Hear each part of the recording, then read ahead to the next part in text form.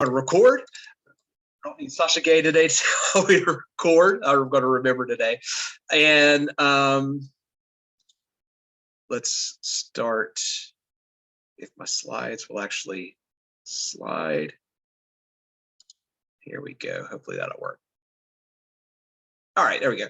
I just want to mention, I realized I made one little tiny error on our slides from last week. And I mentioned when Lee surrenders, it's not Antietam. I think I said Antietam. That's a battle that comes before the end of the war. He surrenders at Appomattox, and it's actually Appomattox Courthouse, I believe, is where he finally surrendered. So I just wanted to make sure that I clarified that. But as far as backtracking, I want to talk just a little bit about Abraham Lincoln, because he's a figure that we discussed in our lessons, and of course, very central and important figure between, well, into the 1850s when he became a politician, but obviously as president during the Civil War. Incredibly important individual, and we looked at several of his documents. We read some from the Emancipation Proclamation. I think we had a piece from his Gettysburg Address that we looked at one point. But just sort of covering him as president during this time. So he was the 16th president.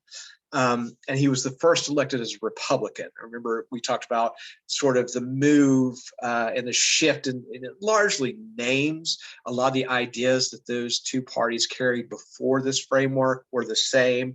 Where your Democratic Republicans just basically became Democrats. It was largely the party of the South, pro-slavery. And the Federalists, which were largely from the North, sort of became the Whig Party for a while. There were some issues and it fell apart. And then a lot of the Northern politicians who were anti-slavery and abolitionists formed the Republican Party. And so I mentioned earlier too, the Southern Democrats were outraged by his election in 1860. They knew him as a abolitionist, as anti-slavery, as a Republican, as a Northerner, that slavery was going to be in trouble under him. So we mentioned that before he was even inaugurated, after the election between the end of 1860 and those first few months of 1861 is when we have the majority of states secede from the Union. And just to point out a couple of the, bigger ideas that he was responsible for. And we read part of the Emancipation Proclamation. That's something that we discussed quite a bit in class. And that was issued. There was a earlier sort of version at the end of 1862, and then the final version comes along January 1st, 1863. And it's an executive order. We hear a lot about executive orders with the president today. They can basically, it's not legislation. It is a command basically by the president. Those are often, questioned as far as their legality. They're taken to the Supreme Court from time to time. And to see whether it's in the spirit of the Constitution, if he's overstepping its boundaries. This one is one of the most it's the most famous executive order in the history of the United States. It was a bold move, believe it or not, for him to issue this.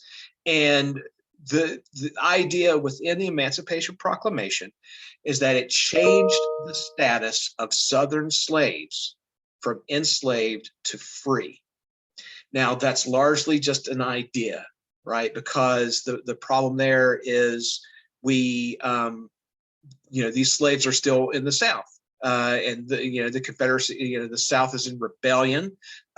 So they can't necessarily, they just can't get up and say, oh, okay, well, I'm free now, right? They're still under the authority of the Confederacy, so to speak. They're still being oppressed by Southern plantation owners and slavers and so forth and so on. If they make their way to the Union, if they can find a way to escape, if they can get free, then they will be free. There's there's no laws now that are going to protect slavery in the North, so to speak. Prior to that, and certainly before the Civil War, once we get to the Civil War, things changed quite a bit. But in the 1850s and 1840s, 1830s, going back, if you escaped slavery in the South and you came to the North, there were laws that would allow you to be returned. So there was basically bounties placed on escaped slaves. So, you were working a plantation in South Carolina or something, you escaped, you came to the North, you could get picked up and returned to the South as a slave. So that is, obviously at this point, that's going to be, that's not going to happen anymore. One of the other important elements of that is that it allowed for recruitment. So as the Union Army is going through the South, they could recruit liberated slaves from plantations and recruit them into the military. That was something that when we did read that, we had some questions about it. The way it was worded, I didn't care for it. I think I pointed that out because it made it sound like they were going to earn their freedom by fighting for the Union.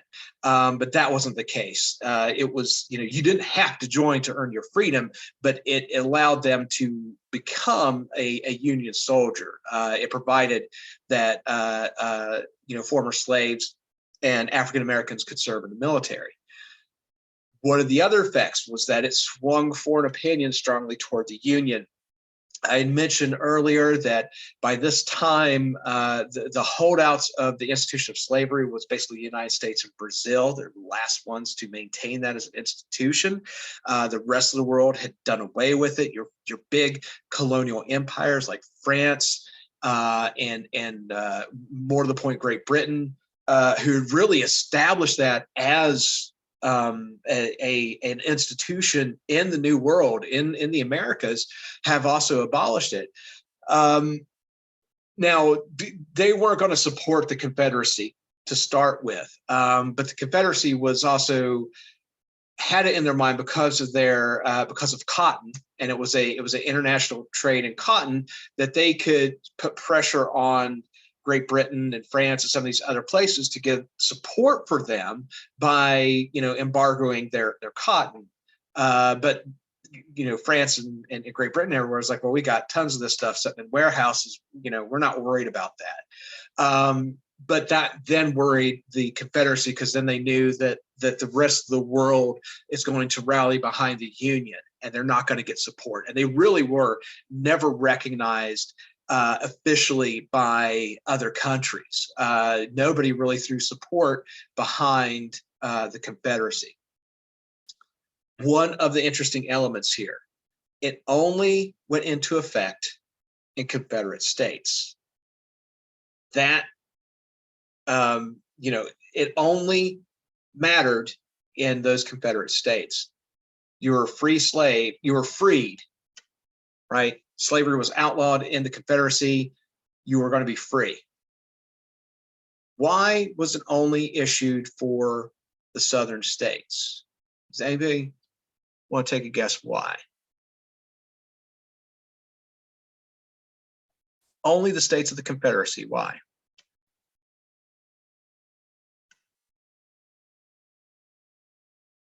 No takers?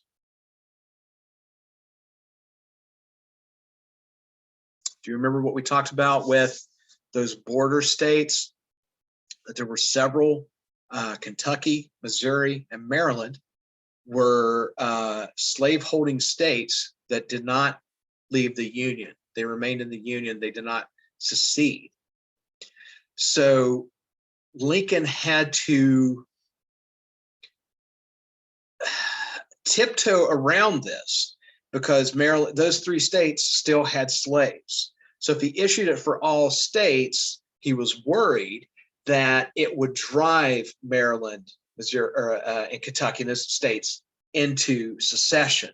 So he had separate agreements, and he worked with those states separately to start getting rid of slavery. And we'll see, by the time we get to the 13th Amendment, they had basically gotten rid of the institution. So that was one of his major milestones for his presidency, was the Emancipation Proclamation.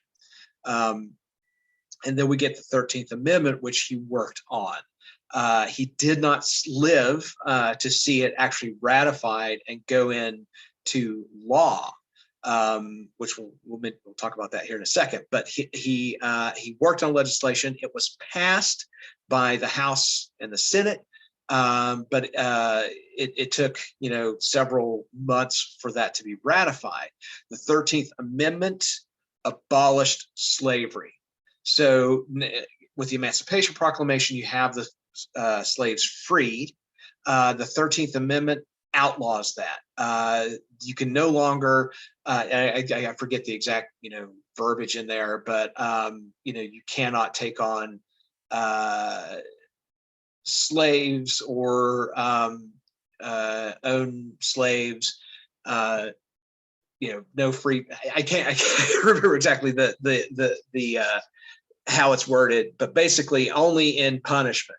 So forced labor, I think, is something. It's just like the institution of forced labor is abolished only in cases of punishment. So basically covering themselves, like if you go to federal prison and they have you breaking rocks or something like that. But as far as living in captivity, that has been outlawed. You cannot own another person. You cannot force them into labor.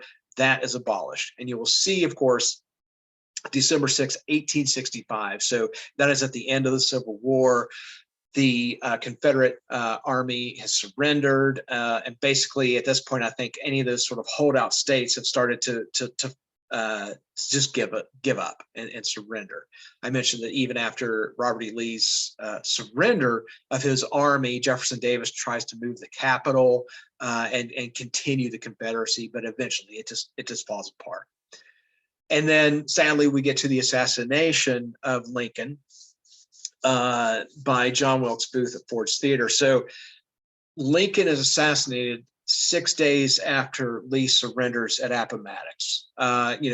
Lincoln really does not get time to enjoy or celebrate the victory of the Union and the North over the South before he's killed.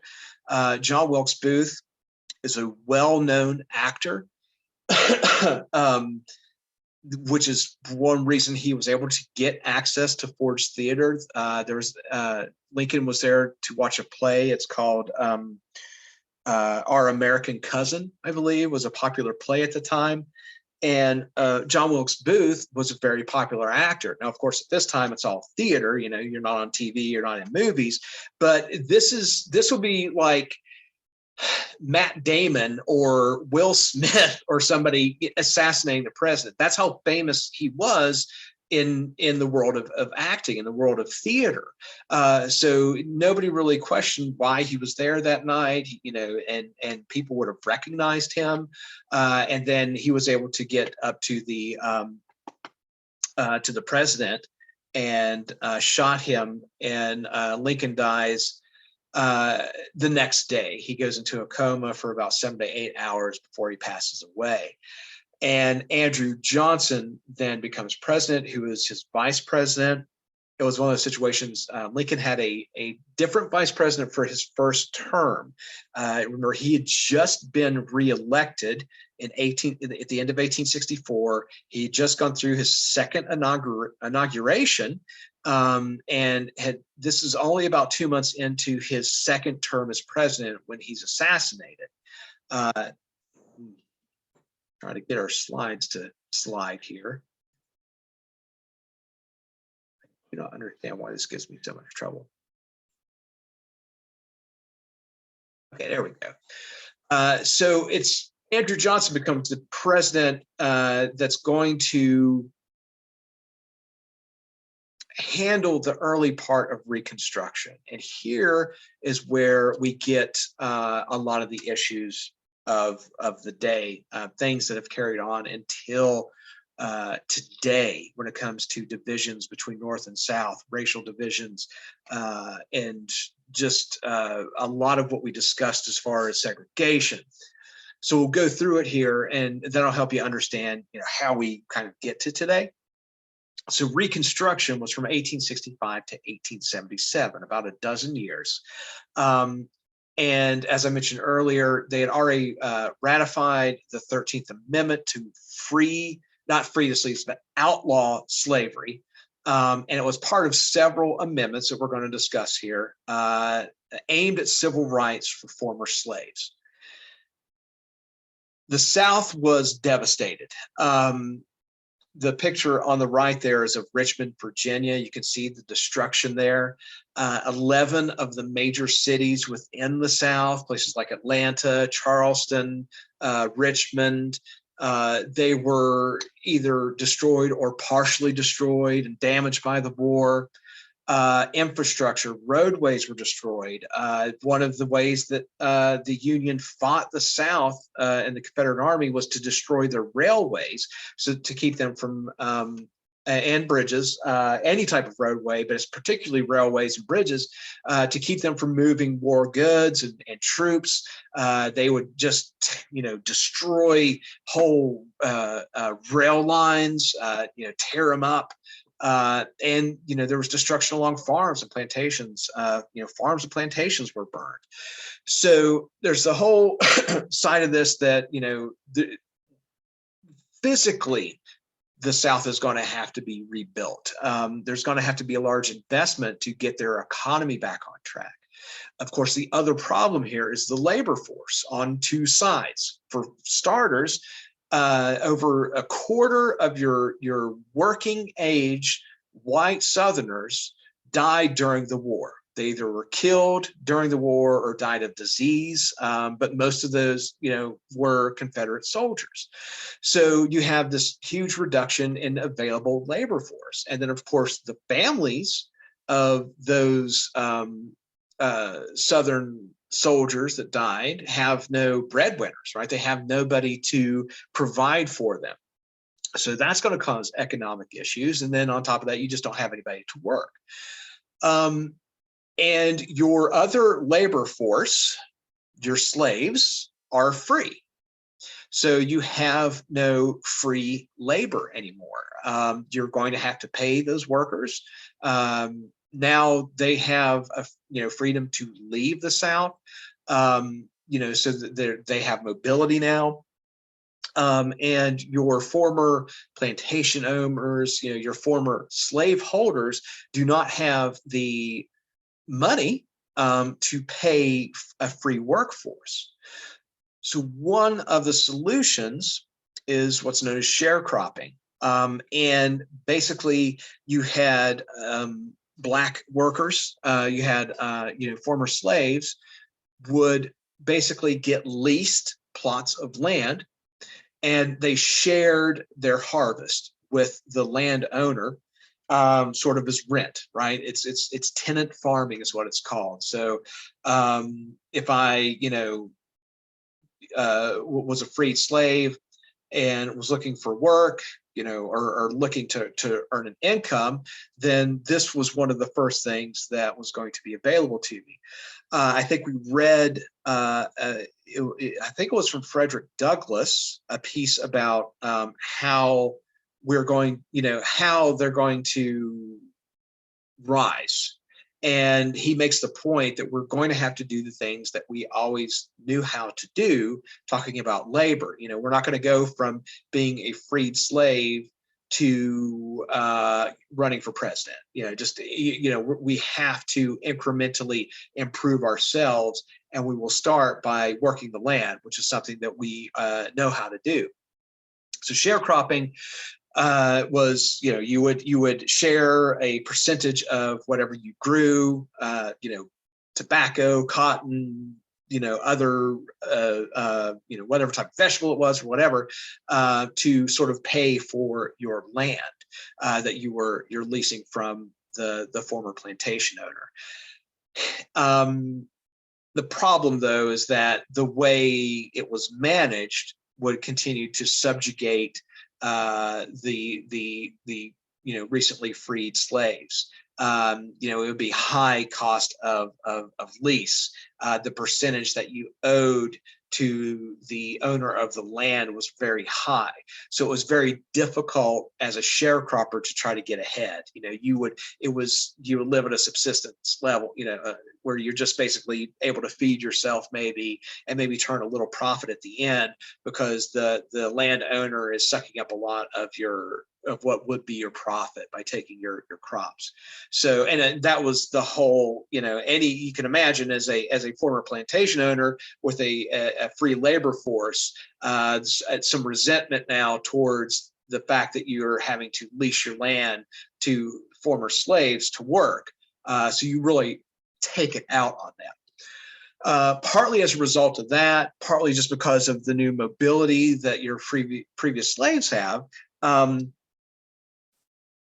You see a growth in urban areas. Some of that new, the former slave population will move to urban areas to take factory jobs. Those that are willing and can will move north. We see that more in the 1900s as far as a sort of mass migration of the Black population to the north, particularly in cities like Chicago, St. Louis, New York, but they are moving away from the farms to look for work in the city at this point. But even then, the type of work that they're receiving tends to be, menial, hard labor type of jobs, stuff that a lot of other people won't do, and the pay, of course, is poor as well.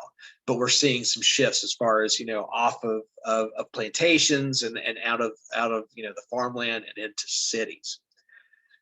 So economically, the South is destroyed. Physically, the South is destroyed, and it's up to the United States, the Union, the North, to help rebuild it. So there's a number of programs. There's the Freedmen Bureau, which assists those recently freed slaves to help them with education, help them with food. Also, some refugees from the war will also get some aid that way. And there's offices set up across the South to help in that manner. The South, all the former states, are under military jurisdiction. They're under military control. So there's, I think, 20-some thousand U.S. troops that are sent out. There's provisional governors that are appointed initially by Lincoln. Andrew Johnson, who became his vice president, was one of these. And they're basically set up as administrators in each of the states. It's a military government, basically, that is controlling the South at this point while they rebuild. And see if I can get, there we go. So more on Reconstruction. So because Lincoln is assassinated there in 1865, near the beginning of 1865, we have Andrew Johnson take over, who was a loyalist Democrat. He had been a Southerner. He was born, I think, in North Carolina. Lincoln had Hannibal Hamlin, I think, as his vice president before, but he picked Johnson because he wanted this spirit of reconciliation. So he picked a Southerner to help with that. Lincoln was all about, preserving the Union during the war, before the war, and after the war. So he wanted to work with a Southerner. In this case, Johnson, because he was, meaning a loyalist Democrat, he was loyal to the Union. He didn't want to see the South secede. He was anti-slavery himself. So this is a good pick for vice president. They actually briefly changed the name of the Republican Party. I think it was the National Party or something like that, also to sort of help encourage this idea of reconciliation and coming back together. The problem, though, of course, we've talked about this, was the radical Republicans. There was this side of the Republican Party that really wanted to come down harshly on former Confederates, really punished the South for the war. And Johnson was sticking more with Lincoln's plan. So it's hard to say, but if Lincoln had not been assassinated, if the radical Republicans would maybe fall in line a little more under him because he had gotten them through the war. He was a charismatic figure. He, was he was a good diplomat, and he was able to work with these differing sides. But Johnson, they saw an opportunity there, and they believed that he was too soft on the South. As a Democrat, as a Southerner, they blamed him partially for that. And then he was impeached. There's been 4 impeachments in the history of the United States, which is basically bringing up, we'll talk about that in a second. So Andrew Johnson was the first, Bill Clinton was the second, Donald Trump was the third, and Donald Trump was the fourth. He's the only president that's ever been impeached twice. Impeachment is a political tool. Okay. Yeah, it is constitutional. It's in our documents. It is one way that we may be able to remove a sitting president. It is basically, bringing charges against the president, particularly if they break the law, right? If they commit some type of crime, or if they feel that they're unfit, that they have violated the Constitution, things like that. When you have an unpopular president, you'll hear talk of impeachment and everything. The thing is, you have to actually catch them breaking a law. So while under this, the reason they're impeaching him is because they believe that he's too soft on the South, but you have to find a way to actually impeach him. So they find some. I can't remember exactly but it had something to do with appointing offices and things like that. So they drum up charges. And of course, just because you're impeached doesn't mean that you're going to get removed from office. They have to find you actually guilty of whatever charges. That's the next step, and that's what's never occurred within the United States, right? Andrew Johnson was not found guilty. Bill Clinton was not found guilty. Donald Trump twice was not found guilty. So they remain in office. But it also makes it difficult to work with, a president if you try to impeach them. There's a lot of tension then between the legislative branch and the executive branch. But I think it was by one vote. It was one vote that actually saved him from being removed from office. So he's going to continue with the early part of Reconstruction. So what we do get during this time frame, we have the 14th Amendment. So now, to go along with the 13th Amendment, we said there's several amendments about civil rights legislation. So here, this grants citizenship and equal protection under the law to former slaves. So you can think about this: the Emancipation Proclamation earlier, which freed the slaves, technically, on paper, at the very least. The 13th Amendment abolishes the institution of slavery. And then the 14th Amendment grants citizenship. So you've gone from freed to not worrying about being re-enslaved. And now under the 14th Amendment, you are now a full U.S. citizen, just like everybody else, just like a New Yorker, just like a white Georgian, whoever it is, you have the same level of citizenship status. And moreover, you have that equal protection under the law. Okay. The 14th Amendment is well, any amendment is really important. It's a landmark, but the 14th Amendment is often cited, even in today, when it comes to Supreme Court cases, when it comes to that line, equal protection under the law. And it's been extended, so not just citizenship. So if you are an illegal immigrant, you receive that protection of the law. It's been used, as far as like other rights movements, civil rights movements, things with suffrage and things like that. It's often pointed out, but that is the spirit of it: citizenship and equal protection for every U.S. citizen. 15th Amendment. 2 years later. Now we have extended the right to vote to, and it is not discriminated based on race, color, or previous condition of servitude or slavery. So as a former slave, you've been granted citizenship, and now you are granted the right to vote. 1870. So probably worth adding here that only applied to males, as we know. We'll talk about women's suffrage movement maybe later in the week. But so now the right to vote has been extended. And in that short time frame of 1870 to 1876, you may remember we saw a table of Black legislators that were voted into office during that time frame between 1870 and say 1876.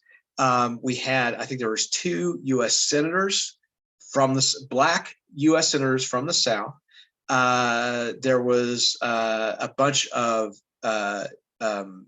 representatives in the U.S. House of Representatives from the South, and there was hundreds in state and local legislative branches. So they're using their right to vote, and we're seeing, Republicans put into office through the South, and in the Congress, nationally, and now we're going to start seeing things go wrong, so to speak. So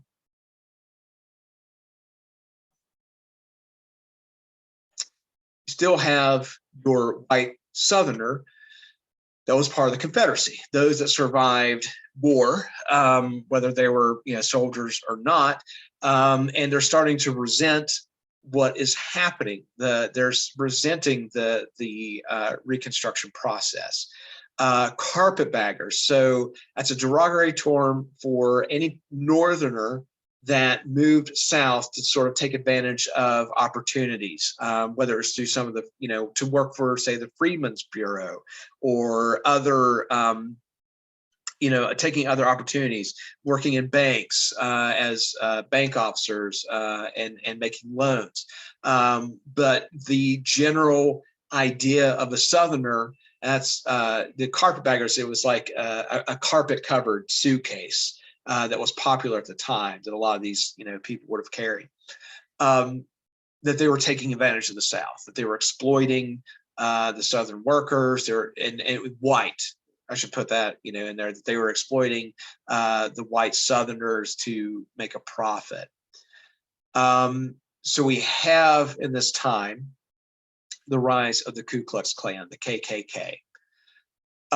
There, towards the end of the Civil War, there was it popped up. It is a white supremacist group that is, basically their main idea is preserving the culture and the society of the white Southerner. There were this version. You had former, Confederate soldiers that were largely involved. Confederate officers were Nathan Bedford Forrest was, I think, the Klan leader at this time, who had been one of the major generals of the Confederacy. But their idea basically is to overthrow the Republican state governments. They're trying to suppress the Black vote. They do that with voter intimidation. They do that with violence. They do that with straight up killing. It's, all of which is to prevent a change, to prevent this continued influence of the Republicans north and the Northerners and making their way into the South. So it's preservation of this old way. There's still sort of these factions of the KKK around. They were charged with crimes. They're, through the military governments and federal law enforcement of the day. They, cracked down on them quite a bit. There was a lot of them that were, jailed and imprisoned and convicted of crimes. And through the years, it tends to rear its ugly head. So again, in the 1920s, there's a resurgence, and it never completely goes away. Until today, there's people that identify as a Klan member. There's still these little sects of factions around the U.S. that claim to be part of the KKK. It's an idea that it won't die, unfortunately. I'm from West Virginia, and I used to belong to a Facebook group that had the history of Raleigh County, from where I grew up, and particularly the area of Raleigh County I live. And at one point, somebody had scanned through the high school I went to, a yearbook from the 1970s, late 1970s.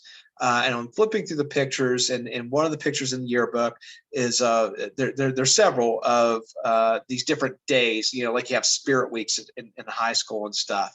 And one of the days was Civil War Day. And here are students in West Virginia in 1970 who West Virginia seceded from the Confederacy and rejoined the Union during the war. They left Virginia. That's why we have West Virginia. They left during the war, became part of the Union. And there's kids in full hood and robe in their KKK outfit inside a high school in the 1970s, the high school I went to.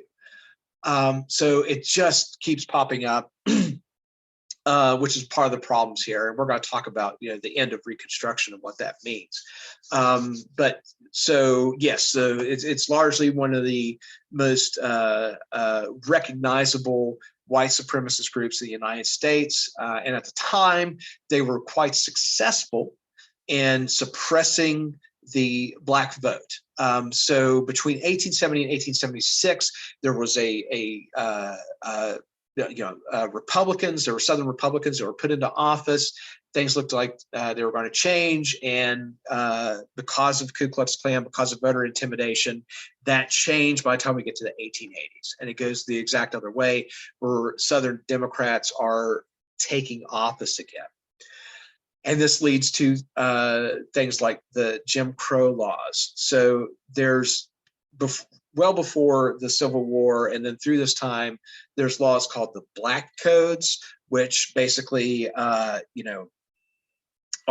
targeting Black citizens, whether free or slave, before the war, to prevent them from, getting jobs, from taking,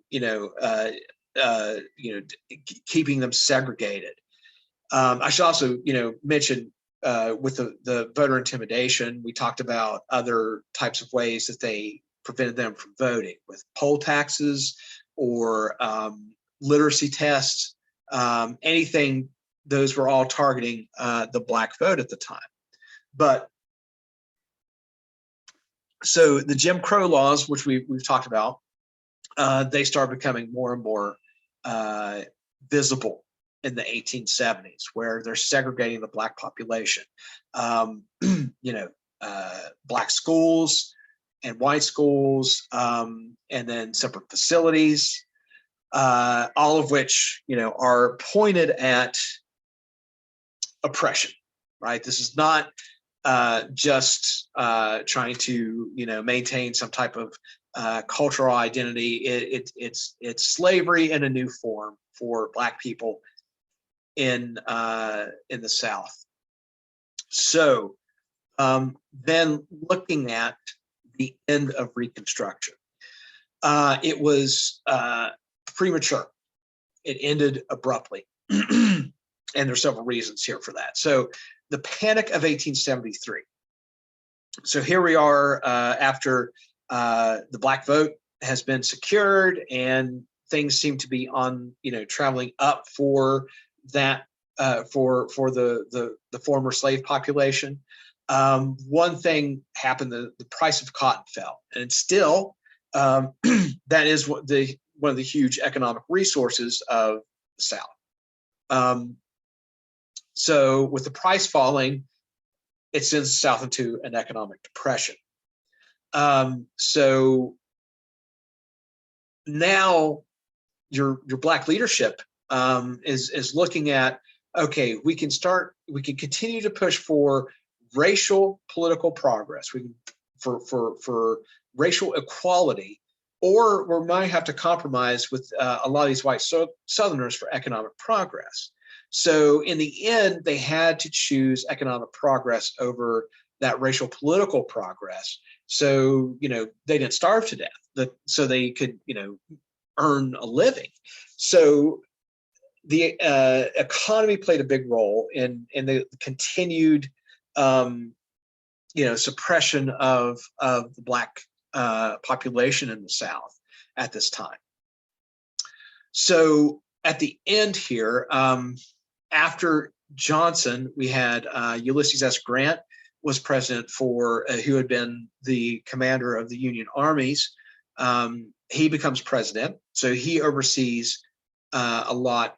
That chunk of time after 1868 until Rutherford B. Hayes is elected to oversee Reconstruction as well. Well before we get to 1877, though, there's just sort of this exhaustion with the Reconstruction. And of course, Southern Democrats felt like, we can take over, we can handle this. And Grant and other Republicans were just exhausted by it. And the fervor for it, just the energy for it to continue it started to wane. It started to go away. And we have Democrats now start to take over and gain more seats in U.S. In U.S. legislature. I should mention too, I think it was the 14th Amendment, which was a compromise for some of those radical Republicans to be elected again as a former Confederate. If you wanted to if you wanted to become a U.S. senator or even work in a state government, you had to make an oath of loyalty to the Union. And then you had to be the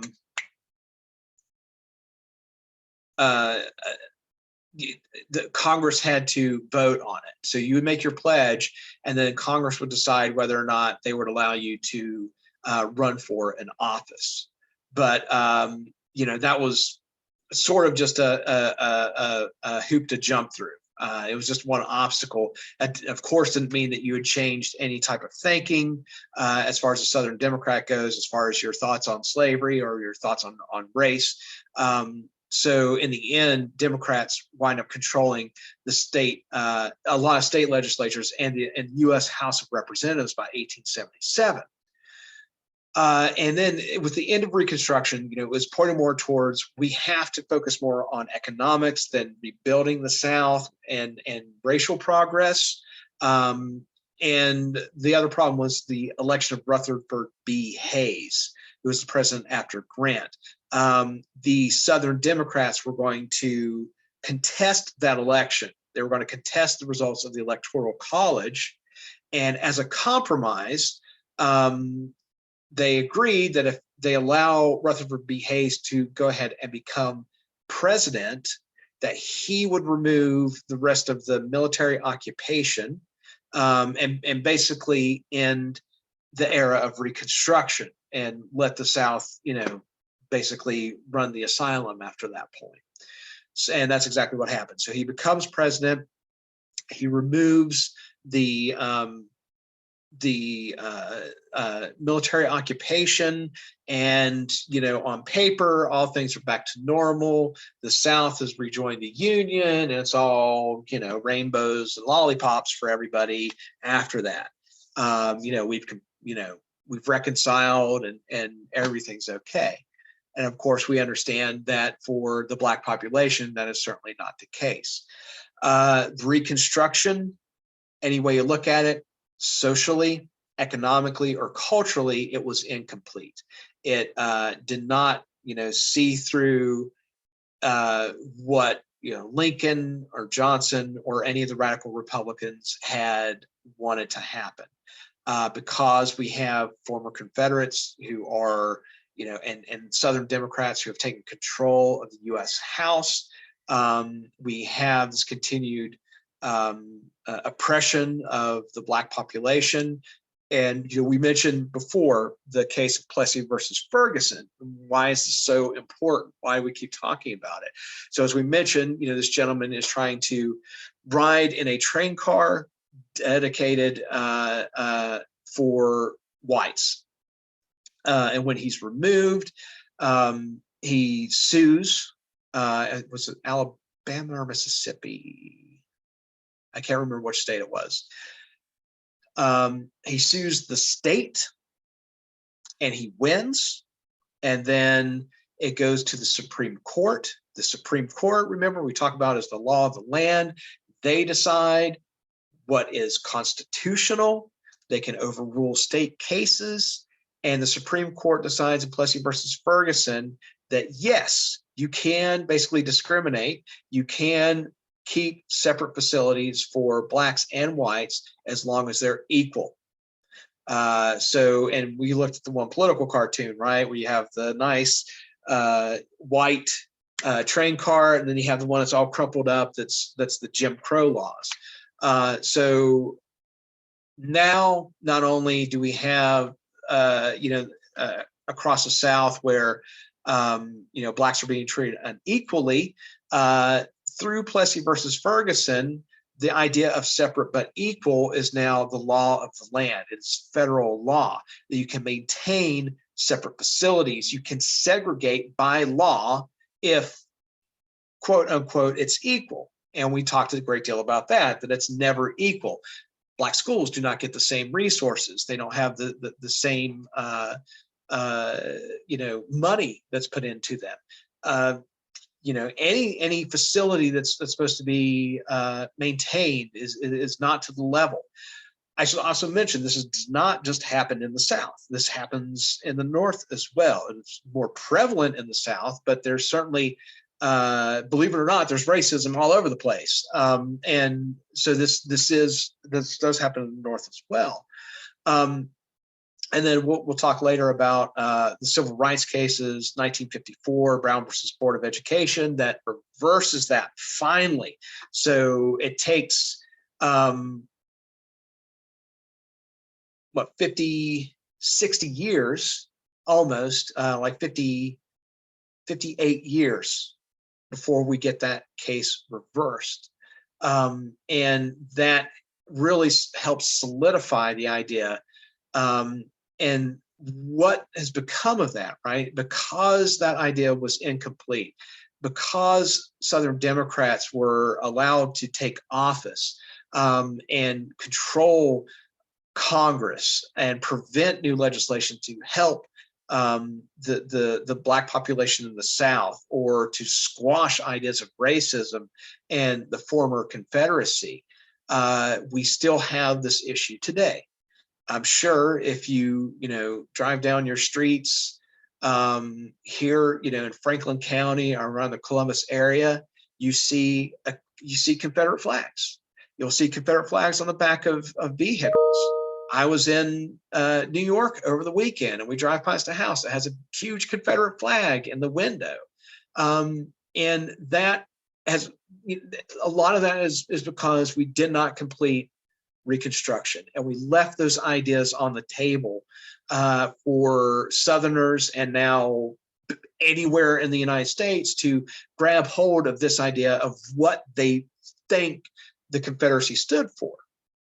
And that I've mentioned before was this idea of the lost cause, this erroneous, this misinformed idea that the Confederacy, the fight, the secession was just and noble, and it was over states' rights, and the South, it was justified in what they did. And that's couldn't be further from the truth. We know, we read from the Vice President of the Confederacy that it was to maintain, to a great degree, the superiority of the white race over the black race, to keep them enslaved. And so now that symbol of the Confederacy has been something that people rally around as a sign of rebellion and what they see now as government, the federal government overstepping their authority, this idea of tyranny and things like that. But it can never, it will always be connected to slavery and racism. And the image I have here is from January 6th of last year, the insurrection, and it was just unsettling to see someone carrying the Confederate flag inside the U.S. Capitol, because this irony that we did everything we can to prevent this takeover of the Confederacy, to guard against those ideas, and now it's being waved inside our the landmark of our legislative branch of government. So and yeah, so that's how these things have been perpetuated, and why we continue to deal with it, because Reconstruction did not resolve those issues. So when we continue, we'll talk about